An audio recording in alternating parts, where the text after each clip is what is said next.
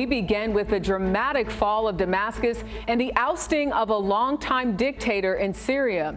Rebel forces moving in quickly and in just over a week seizing control of key cities while forcing Syria's President Bashar al-Assad from power after nearly a quarter century. President Joe Biden today calling this a moment of opportunity, risk, and uncertainty. Tonight, the Pentagon says U.S. Air Forces have struck more than 75 Islamic State targets in Syria. Our coverage begins tonight with CBS's Imtiaz Tyab on the border of Syria and Turkey. Good evening, Imtiaz.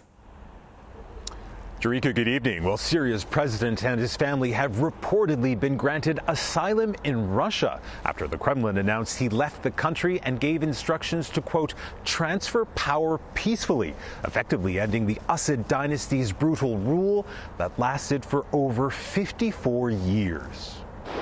In the heart of Damascus's historic old city, Syrian rebels celebrated the fall of the regime they've been battling for nearly 14 years.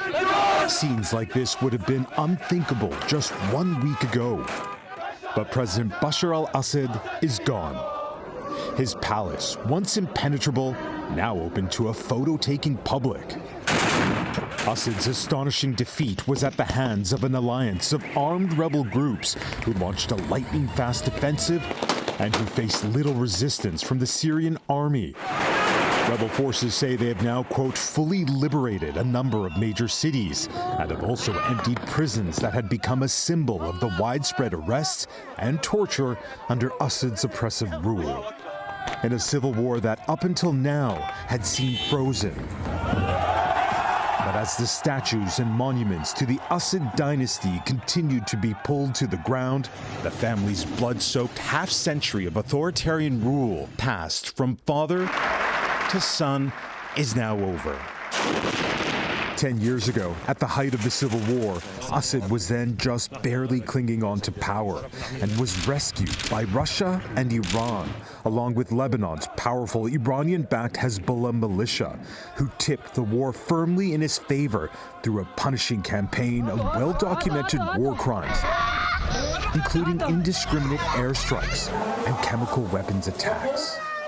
A brutality against his own people that's hard to fathom.